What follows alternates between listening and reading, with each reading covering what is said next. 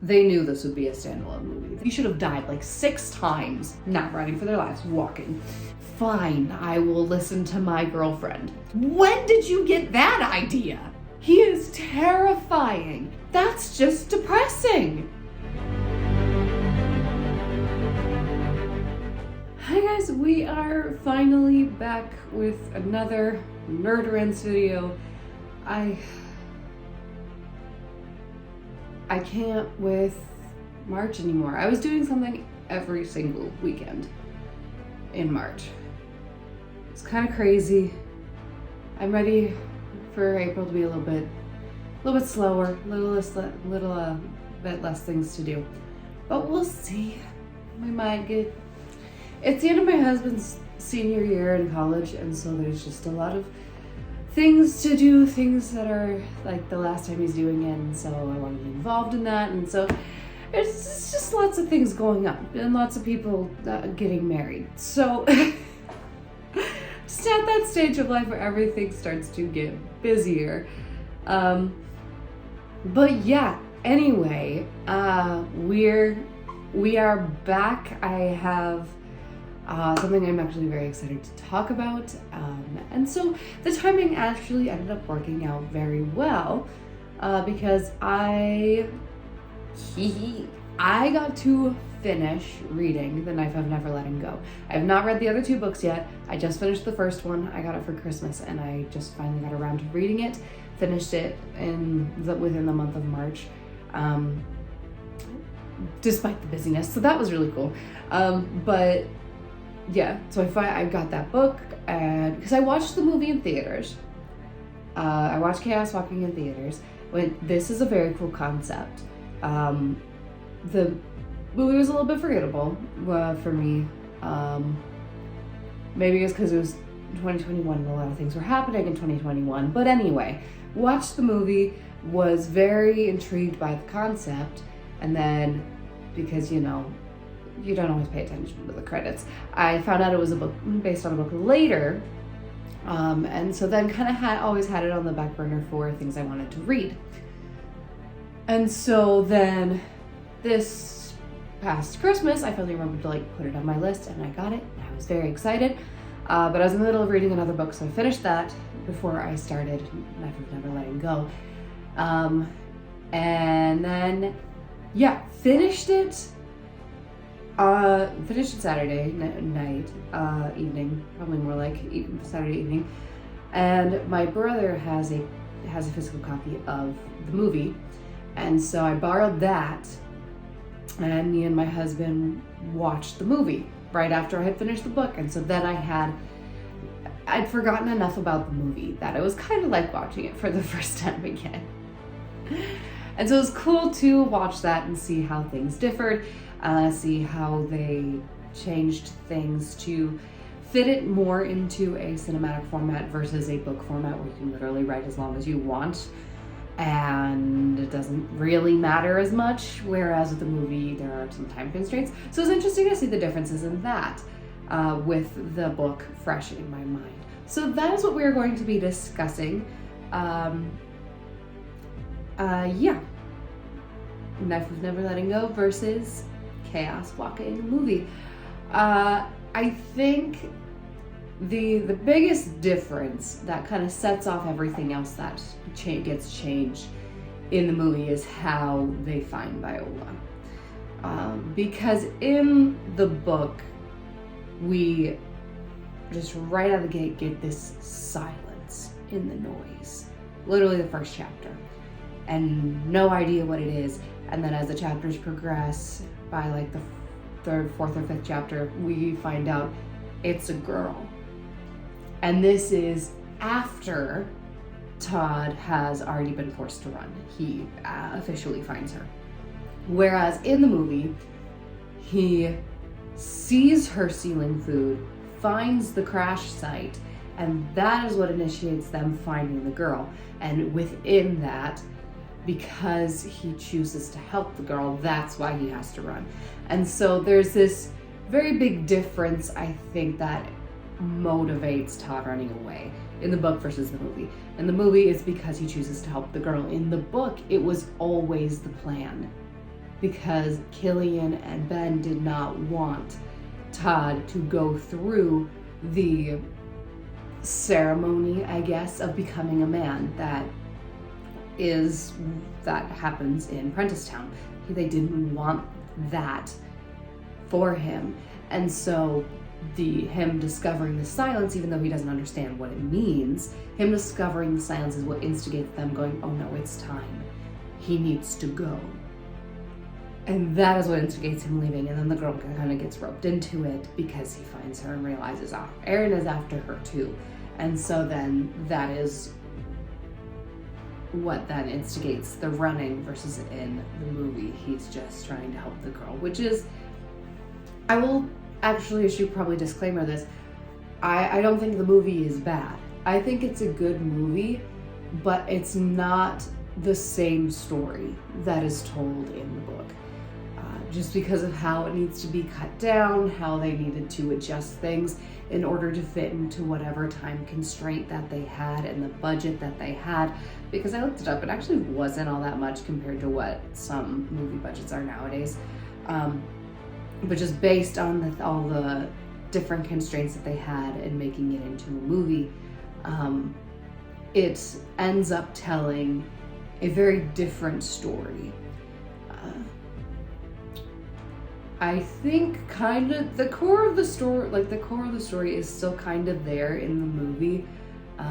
It's not like the characters are changed drastically or anything like that, so it still kind of works. It's just telling a different enough story that it's like, you watch it and like, if you've read the book, you get the references and whatever else that they're making, and you understand kind of the world that they're in and the situation that they're in. But it is a very different story. And yeah, it's really not the same story that the book is telling. So that's like where I'm at. That was kind of the realization that I had while talking to my husband after the fact. Like, it is just a very different story that they are telling, because it initiates differently. It's the backstory for Viola and losing her parents, that's different. The way Todd carries himself in his relationship with certain people in Prentisstown is different. And because of time constraints, we don't get to explore the different relationships very much. That is one thing I noticed in the movie, is as much as I love some of the relationships that are going on in the book, I don't find almost any of the relationships in the movie very convincing. Partially because we just get so little screen time with them. And so it's like, we don't really get to see what his relationship with Killian is like before Killian dies. We don't get to see as much. We get some of his relationship with Ben, but not really as much. We don't really get to see the dynamic between him and Davy Prentice, because Davy Prentice doesn't have as much screen time and they don't interact, and we don't get to see the duality of that, despite the fact that they're only 2 months apart in age. And they lean a little too much into the romance side of Viola and Todd in the movie, I think, because like, some of the implication is there in the book, but it is not the main focus of what's going on. They're developing trust, they are becoming friends, and by very quickly in the book, they realize they're all that each other has. That's it. They have each other. They have no one else. The settlements won't accept them because Todd is from Prentisstown. They can't turn back anywhere because there's an army behind them. And so all they have is each other and this mission to get to Haven, and that is all they have, and that is the relationship that we are creating. And so it's not necessarily a romantic relationship. That's not what it's centered around. There's the implication that Todd has those kinds of feelings for her, but it's not something that is focused on and expressly stated. Whereas in the movie, his noise very often is talking about how, I want her to stay, I want her to kiss me, and he literally has a moment where his noise is visualizing that in front of him, in front of Viola, and that's what his brain is focused on when he looks at the girl, is the romantic aspect of it. Whereas in the book, it's like, I've never seen a girl. I was told they were all killed, that by this noise germ, she's gonna die. And that's where his brain is at initially, and then he's just like curious, like, I don't know what she's thinking. How do I figure out what she's thinking? This girl is full of secrets, and then she lies for the first time, and I can't hear her thoughts, so whatever she's saying is all I get. And so when she lies, it's like those lies are painting a reality, and it's so cool, and their relationship is so interesting, and there's so much more to it than any romantic aspect. And so I feel like focusing on the romantic aspect of it in the movie was kind of the wrong choice. Because do I feel like there might be some romance going on by the time we get to like the second, third book? Yes, probably some of that. But it seems like because they knew this would be a standalone movie. They changed the ending so that because they knew this would be a standalone. Like, I think they were releasing this knowing it was not going to do super well because of when it was getting released, and that kind of thing. So they totally went into this knowing it would not get a sequel because they end it in a very like conclusive way. And so I feel like they're kind of trying to squish some of the stuff from the other books into at least the ending of this movie. And so it was really weird because it felt like things were rushed because they had time constraints. Like they had to rush through the different events and cut out a bunch of stuff. But at the same time, there wasn't that much action going on. So it was like slow paced as far as what was going on, but rushed because they had to cut out a bunch of stuff that happened in the story. But like they chose to cut out a bunch of the action stuff. And so that was disappointing. Also, in the book, they are just running. They are running for their lives the entire time because there are people chasing after them that want to kill them. Like in the movie, they're walking through the woods. They are walking through the woods to get to Far Branch. In the book, they are running for their lives through the day, through the night, for like 36 hours straight until they have to rest. And even then, they only rest for as brief a time as they possibly can before running again. So it's like the vibe is so much more fast-paced in the book, despite it being a longer medium for the story. Whereas in the movie, it's like I don't feel like they're fearing for their lives at all. Like there is no fear. It feels like there's just walking through the woods. They're just going on a journey. There's no fear of, oh, there's something behind us. Like Killian just died. Todd watched him get shot. There's a brief high-speed chase through the woods on horses and a fission bike that Viola somehow got working. Not necessarily opposed to that idea, but yeah. But there's a brief high-speed chase on horseback and a fission bike, and then they're just walking through the woods with no care to the entire posse of men that were right behind them. And all that's between you and them right now is a steep hill that they could easily find a way around or a way down. And you are walking. Like, it's as if they tried to put the stakes in there and the pressure in there and the whatever in there, but then there's no running. Like, I don't think they ever run except for a little while to get away from Far Branch. That's like the only running that happens.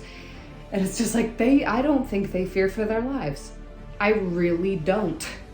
There's like 2 chase scenes in this entire film, and the rest of the time they're just sort of walking.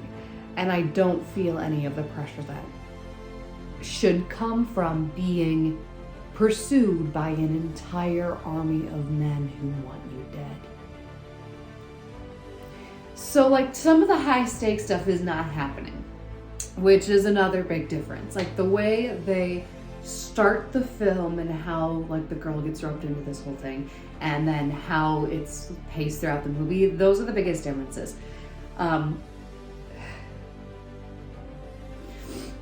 But yeah, it's just ugh. And a lot of my problems with the movie come from now comparing it with the book, because I know what the potential this story has. Like, oh my freaking gosh. Guys, I read the church scene, the under the water church scene right before I watched this movie. Like how this movie doesn't compare to the underwater church scene in itself, let alone the rest of the story that the book lays out. Are you kidding me? I would much rather have had them find a underwater behind the waterfall church, and that is where they make their final stand, than on a crashed spaceship, because we know this movie isn't going to get a sequel, so we need to have Viola contact her ship so we can round out this ending. But like, them facing Aaron behind the waterfall was absolutely insane. Also, I find it insane how much they tone back Aaron's character in the movie. Like how can this man be the way he is in the movie, which is like screaming at people, he is hitting Todd, he only does it once, which is inaccurate. But anyway, like hitting people, screaming at people, preaching, like this whole, like the way they portray him is already kind of, you know, this overzealous priest who believes the noise has kind of become like his god, essentially, is how he's portrayed in the movie, which is pretty intense. He is so much worse in the books. Like, he is so much more intense. He is a psychopath in the books. He is legitimately crazy. In the movie, he's just kind of this overzealous pastor, overzealous preacher, who is very, very, very weird. He has weird beliefs, but he's really just an overzealous preacher. And by the end of the movie, he shows remorse and guilt for what he instigated and asks Viola to kill him. In the book, there is no remorse. He is a psychopath. He does not have any guilt for what he did in the village, what he instigated with the women, any of that. He does not care. All he cares about is basically murdering Viola in order to make Todd hate him. And not just hate him enough to brutally murder him. That is his goal. His goal is to be martyred because he thinks he will become a saint when he dies. And because once Todd murders him out of hate, he will become a Prentice Town man, and therefore be complicit in the crimes of Prentice Town and join God's perfect army. Like, that is his reasoning for the entirety of the book. That is his goal, is to turn Todd into a murderer. That is not Aaron in the movie. Aaron in the movie, all we get from him is he calls Viola an angel. In the book, it's a sign. In this, it's an angel. Similar concept. But we have no idea what Aaron's thing is. He's just going after the girl. And we have no idea why. We have no clues. We get no context for that. We just know he calls her an angel and he is trying to get her. And by the end of the movie, we still don't know what he wants. He goes after her and he's attacking her. And he starts asking her to kill him because there's guilt. And that is not at all Aaron. Like, oh my gosh. I was genuinely shocked how much they toned back Aaron's character. Like I finished reading the book after that whole thing with encounter with them behind the waterfall in the church, and figuring out his motivation, how far he's willing to go. He's getting brutally just mutilated by Todd. Todd punches an eyeball out of his head, and he's laughing because he's winning. And like, that is the character of Aaron in this book. Like, he's borderline not even a holy man anymore at this point. He is just a monster. And oh my gosh, there's this line. I don't remember if Viola was saying it or Todd was saying it. I'm pretty sure it was Todd. But he's just like, I don't like believe in what you're talking about, but I do believe that God wants you dead. Because you are a monster. And you aren't human, you are a monster. And it's just, oh, it's so good. It's so good. Because, in the movie, it feels like they're kind of taking Islamic Christianity a little bit. They're like, the villain, the big bad villain. You're not just like Betty or Prentice, but like the kind of crazy villain is a preacher who quotes scripture and kind of worships the noise, and that's how he's portrayed. So it kind of feels like they're taking a jab at Christianity. In the book, no, he's full on a monster, and you cannot agree with anything he does. And he doesn't even. Even though he might try to justify it with his Christianity, it's like, no, you are not a Christian. This is not Christian. What is, this is, you're just a monster. And so it feels like less of a jab at Christianity because he's so insane and a psychopath that you can't even put him in the same category as like a human being. Like, he's a monster who refuses to die. Do you know how many times Aaron should have died in the books? Literally every encounter they have with him. He just gets more and more mutilated throughout the books. He should have died like 6 times before he actually did. It's insane. Yeah, that was like my biggest thing. It's like, seeing Aaron in the books, that's genuinely intimidating. He is a monster. He was scary. In the book, in the movie, I was like, are you supposed to be terrifying? Like, are you supposed to be intimidating, Aaron? Because you're not. Like, Aaron is introduced in the book, he literally just pops out of the bushes and slaps Todd across the face. Because he swore. That is how he is introduced. Like, he doesn't even... Todd doesn't even have to think something that's bad about Aaron. He literally just says a bad word, and Aaron just pops out of nowhere, slaps him across the face so hard that his lip starts bleeding, and then goes, God is listening. Watch your mouth, God is listening. And then just sort of wanders off after being like, what are you doing out here? And he's like, I'm getting apples. Like, what the heck, dude? And he's like, watch your mouth, God is watching. Then he wanders off.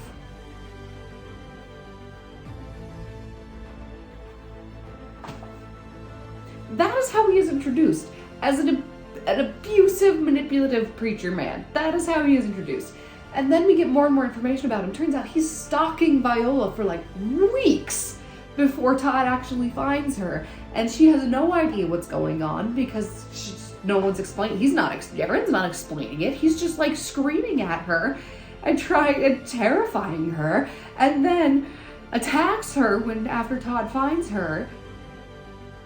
It's just, he's so much more intimidating in the books. And it's really sad that they don't keep that same level of intimidation. Like, he gets horribly mutilated in the book. I can to some degree understand why they wouldn't do that. One, it's a PG-13 movie, and 2, they didn't have that big of a budget and they were trying to visualize the noise, which was cool. I will say them visualizing the noise was cool because it's more interesting when you do it that way in a cinematic format versus just it's in their head and you telepathically hear everything that everyone's thinking. Because that's how it is in the book, is you just see everything they're thinking in your head versus seeing it around their head. And so having that visualization, I think, was the right choice for the cinematic medium, whatever. But they change how the noise works too. Because it is outside of their head, they use it to project images, and because of that, they can like weaponize it. Like Ben uses it to project Viola so that they can trick Prentice, and Prentice uses it to visualize a wall so that Viola thinks she's trapped, and that's how they catch her. And then he also uses his, like, the weird practices that he does with his men in the book to try and control his noise. He uses to control everyone else's noise, and so it feels more like he's mind controlling them more so than anything else. Because he starts doing his little chant thingy, and then other people just start doing it as if he's starting to control their noise, which that's not how noise works. It's just their thoughts. It's just their thoughts. So I don't know. I like the way they visualize it, but at the same time they kind of change how it works. Them being able to, like, since it's visually outside their head, them projecting images kind of makes sense, and that's fine.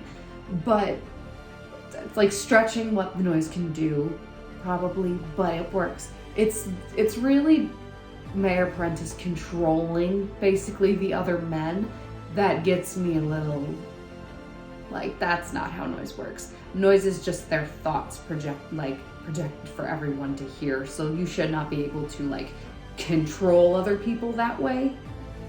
Like, you can look into their noise and you can try and see beyond what they're like initially showing you, but I don't think you'd be able to control them in that way. They kind of just call it him getting in their head. But I'm like, okay, but you're making it seem more like mind control than what it actually is, which is just men's thoughts out there in the open for everyone to see. So, yeah. That was a little bit of another iffy thing for me, just and how it's changing the story, so it's not exactly the story that's going on in the book. Yeah, they also changed Aaron Prentice's roles a little bit, based as just like what they do.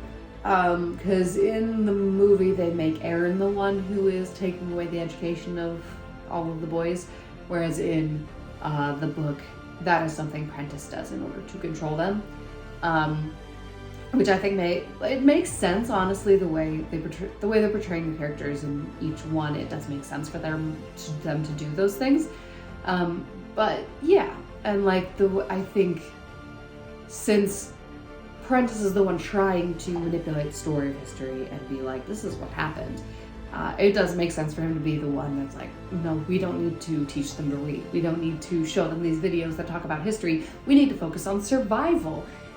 Because if they're so focused on survival that they're not learning about the past, then I can tell them what the past is and they can't question it because they don't know. And that makes sense.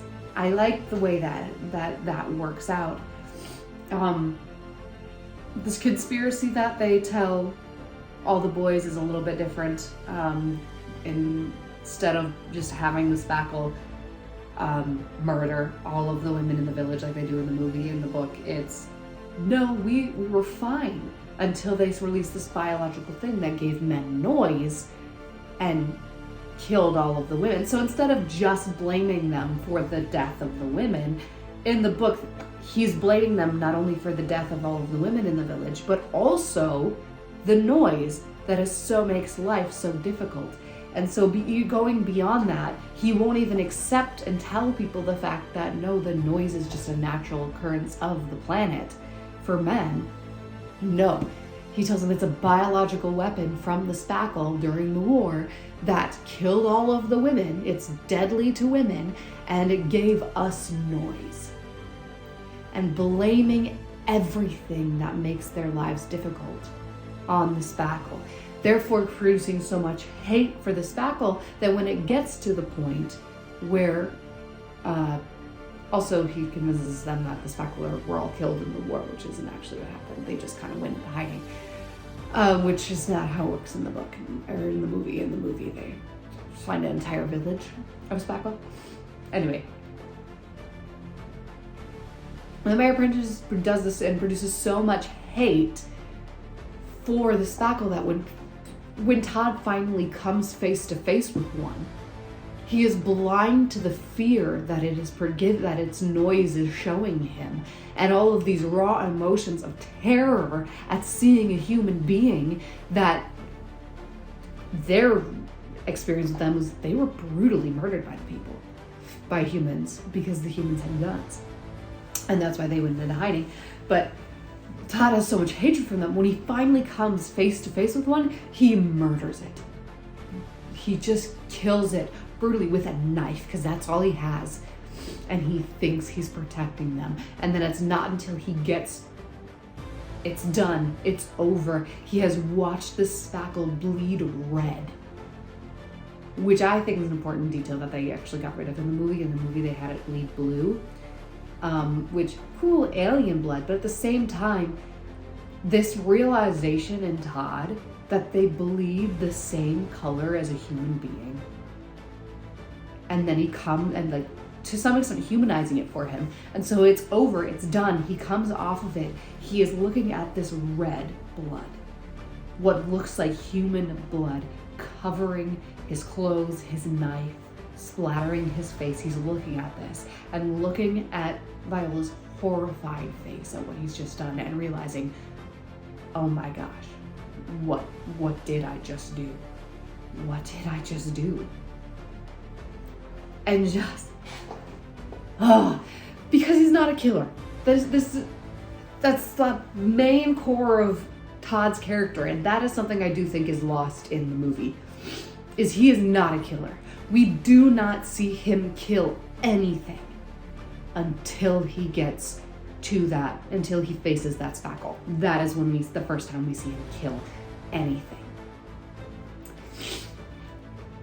And in the movie, the first scene is we watch him throw a knife, which he isn't supposed to have yet, and kill this little bug creature thing.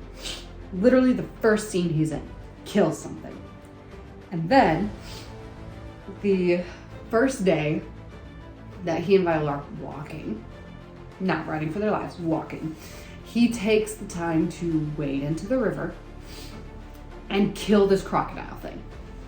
Kills another thing. No, in the book, he is running from the crocodiles. They are massive. They are terrifying. He is also 12 in the book, and he is definitely not that in the movie. But in the book, he would rather run from the crocodile than try and kill it. And in the movie, he just nonchalantly goes. Viola goes, "What's that?" And he just nonchalantly goes, "That's lunch." And he wades into the river and kills it with his knife. And so we see him killing different creatures throughout the movie. He spares the Spackle in the movie for whatever reason. Viola tells him, "Todd, stop," and he stops. Which in the book, she's literally pleading with him, like, don't do this, stop this, this is awful. And he won't, because he has so much hatred for the Spackle and what he believes they did to his people, to his village, and to even the men, because he believes noise is a biological weapon, that he doesn't listen to her and he kills her. In the movie, maybe it's because they lean more into the romantic feelings, she tells him to stop and he stops. He spares his Spackle. And he's just like, this is dumb, what am I doing? But he spares the Spackle and it walks off, and he's just like, it was gonna kill us, even though it walked away. But anyway, I'm losing my train of thought. Yes, that's where I'm going. So, in the book, we don't see him kill anything until he gets to that Spackle, and then he kills it. No matter, despite what Viola's pleading, he kills it. In the movie, the first time we see him choose not to kill something is when he gets to the Spackle. And then we get to the end of the movie, and we have Mayor Apprentice attacking him, being like, you're weak, you're nothing, I am gonna beat you, your noise could have been a weapon, but you chose the wrong side. And then he gets him laid down up against the edge of this hole and he goes, you're not a killer, it's not in your blood, but it's in mine. And I'm like, where in this entire movie did you get the impression that Todd is not a killer? All I've done is see him kill different creatures. He spared a spackle, but that's because Viola asked him not to, and he has romantic feelings for Viola, not because he couldn't kill it. Like, he was entirely willing to kill that spackle, and Viola told him to stop, and he went, fine, I will listen to my girlfriend. That is the impression I got, at least. But, like, the entire movie, he is killing things. And then all of a sudden we get to the end of the movie and Prentice goes, you're not a killer. And like, when did you get that idea, Prentice? He's been killing things this whole movie. Whereas in the book, we don't see him kill anything until he gets to the spackle. Oh yeah, in the movie he also kills the horse. It's a mercy killing because it broke its leg and they don't have the time or means to like help it, so he kills it. But even that, he mercy kills a horse. Todd in the books would be so hard pressed to get him to do that. Any living thing, it's, kind of difficult for him to kill, but he gets to a man. He, on multiple occasions, has the chance to kill Aaron, and on at least one occasion has a chance to kill Davy Prentice, because they are chasing them and they're threatening their lives, and he's like, I know they deserve it, but as soon as I try, I can't. And that is such a main core thing of his character, because he can't kill. And the entire book, they are trying to get him to a point where he can murder someone. They want him to get to a point of so much hate that he will kill another man and thereby become a Prenticetown man and part of God's perfect army. And so the duality, that's missing. That is missing in the movie, this idea that he can't kill another man, because they never show a scene where he has the opportunity to kill a man. He never gets to that point. Even at the end of the movie, when he has the upper hand against Prentice, he's too injured to do anything. He can't actually kill Prentice. He is just terrifying him and intimidating with this visualization of what he did to the women of his village. And then Viola ends up delivering the killing blow by knocking him down this hole. So it's just, I think the whole theme of the book is what manhood truly means. Because there's the idea of manhood that Prenticetown has, where it's like, if you can kill another man, you're a man. And then there's Ben and Killian's idea of what does it mean to be a man? Like, you respect life. You are a good person. You help people. That is what they believe being a man is. That is what they have taught Todd his entire life. And so when it comes down to it, this entire book, he is battling with what it means to become a man, because the tradition of the planet is you turn 13, you're a man. He doesn't understand all of the things that go into that and how you become a man, but you're a man when you're 13. And it's not based on your character, it's based on your age and your ability to kill. And that is what being a man is. And then he's battling with that. And then he manages to meet up with Ben again, and Ben goes, no, you already are a man. To me, what I believe a man is, you are already that. And it's so good to see this conflict within him, everything he's been taught by every man he's ever known in Prenticetown, and then what Ben and Killian have taught him about being a man. And coming to terms with, what do I believe manhood is? And what do I want that to mean? What kind of man do I want to be? And it's so good. And it's this very underlying thing, like, it's not something that is in the spotlight constantly. Like, not in a blatant way. Like, it's in the spotlight, him talking about, hey, I have this many days until I'm a man, and I'm a killer. I can be a killer. And this pride of, I'm not going to reveal that I can't read, because I'm not going to reveal weakness, because that is not manly.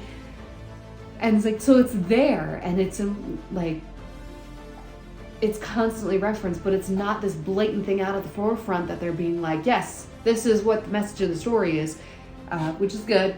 Shouldn't have to do that. But it's this underlying story that by the end of the book, you get there and you're like, oh my gosh, this is a discussion about what manhood really means. And it's so good. It's so good. I love it. And we don't get into that story, there's that little message in the movie, because we don't talk about what it means to be a man in Prenticetown. Like, the only little lines we get that refer to that are, they talk about the law when they get to Far Branch, which is way closer than it should be. But they get to Far Branch, and they are talking about how there's the law. A Prenticetown man comes in and gets the rope, and Hildy, who's wrong character, but it works. Hildy goes, that doesn't apply to Prenticetown boys. And I'm like, okay, when did we establish he was a boy? Just saying, when did we establish that he was a boy? Because we never talked about when someone becomes a man yet. Like, that hasn't been addressed. And then later, after Manchi dies, which Manchi don't talk, which is a little sad, because we'll get into Manchi later. But anyway, we get to after Manchi dies, and they're sitting up on this thing, and he's grieving, and Viola just sits down and goes, you're a good man, and refers to him as a man. And that's like the only two lines we get that relate to that message. And I think that is a disservice, that we don't get this conflict within Todd about what he believes being a man is. So that's kind of sad. And then Manchi doesn't talk. I had no tears for Manchi's death in the movie. I was tearing up so bad when he died in the book, because we have this development of Todd not really having wanted Manchi. He's like, this is a responsibility I didn't want. Why did I get this dog? I want a knife. And then developing that and being like, no, he's a freaking good dog. Like, he is protecting us from danger. He is finding us food. He is helping. In the middle of the book, when Aaron gets Viola, he's going like, he helped me find Viola so I could save her life. Like, he is the best dog a person could ask for. By the time we get to that point, he's the best dog any boy could ask for. And then he has to sit there. He has to watch. He has to choose between Viola and Manchi. And not just, who do I save from the rapids? He is in the boat with Viola. He sees Aaron holding Manchi. Aaron gives him a choice. Bring me the girl, and I will let your dog live. He is given straight up a choice, and he is sitting there and he's like, I can't sacrifice Viola for Manchi. And this impossible decision that he ends up choosing Viola over Manchi because he can't let her get hurt. He doesn't want her to get hurt, and Viola's crying and struggling and trying to get back to save Manchi herself. Like, she doesn't care what happens to herself either. She just wants to go save Manchi. And that's what they both want. But it comes down to it, and all Aaron and Todd can say is, tells Viola to stop rowing. And all he can say is, I'm sorry, Manchi. He actively has to choose between this dog who's become his best friend and this girl who he has not known for as long, but who he also can't see anything bad happen to. Like, it is this impossible choice, and he chooses Viola.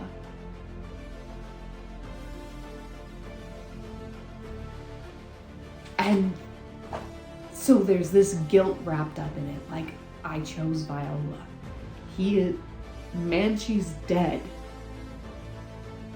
in part because of me. And he gets to stand there and watch as Aaron does not drown this dog. He just takes him by the neck and one-handed snaps the dog's neck. Aaron is terrifying in the books. He just one-handed breaks a dog's neck, holding him out in the air. He has lifted Todd and Viola off the ground. I don't remember if it was one or two hands, but just like bare hands lifted them off the ground. He is terrifying in the book and not afraid to get physical with anyone who stands in his way. It's insane. So I did actually, I was this close to crying for Sid at Manchi's death and for several chapters after. And then Ben comes back and you're not expecting it because you do actually think he's dead until he comes back, unlike in the movie. And then we don't even get to see his death, but he gets to say goodbye to Todd before going off to delay Davy Prentice. And I did cry. I actually did cry. I was like, I haven't cried over Manchi yet. And now all of a sudden we have Ben, who is just the most wholesome person on the planet, honestly. Of everyone we've met, he is the most wholesome and kind-hearted person we have ever met on this planet, in this story. And he has to say goodbye to Todd again. And Todd is screaming and pleading with him not to, because he cannot lose anyone else, let alone Ben, for a second time. But he has no choice, and he has to leave him because Ben knows he won't be welcome in any of his settlements. And Ben knows that in order for Todd to have his best chance, he can't come with them. And it's so tragic and sad, and I actively cried. And I'm so sad. They're both gone, and Viola tries to have low hopes that we never heard a gunshot. He'll be okay. Maybe he's fine. But he's not. There ain't no way Ben is fine, because David Prentice catches up with him later. There ain't no way Ben is fine. It's not. I don't expect him to come back. Very sad off-screen death. Jeez. But there's just so much depth to the story that is happening in the book, and we lose a lot of that in the movie. So it's not a bad movie, but after you've read the book, it is a very shallow movie. The story they are telling has nowhere near the amount of depth that the book has. And some of that is because of the different mediums that they're trying to tell the story through, and I think part of that is because of the writing and how they chose to do the movie and the scenes they chose to keep versus the scenes they chose to get rid of, and the way that they're portraying these characters, and it just does not have the same amount of depth that the book has, which is really sad, because apparently Patrick Ness, the author of the book, was partially in charge of the screenplay. And I'm like, Patrick, you just did yourself a huge disservice. You had control of the screenplay and you did this with it? You took all of this away? That's just depressing. The fact that he was involved and he had control over what the written screenplay was, and we still got this product, this shallow story, is really frustrating to me, because of the depth of the book is so insane, and I just love how the relationships, because half the book is just Todd and Viola running through the woods. We just get to build their relationship, and we get to, it's really sad, and it's a little frustrating that Patrick Ness was in charge, at least partially, of the screenplay, and this is still the product that we got. It is not a bad movie. I reiterate again and again, it is not a bad movie. But having just finished the book and then watched that, it is such an entirely different story. And by comparison, it is so shallow, and there is no real depth to it. And there is no depth to the relationships that they are portraying in it. Seriously, I wanted the movie to be at least a half an hour longer than it actually was, because it's not a long movie. It's not a long movie.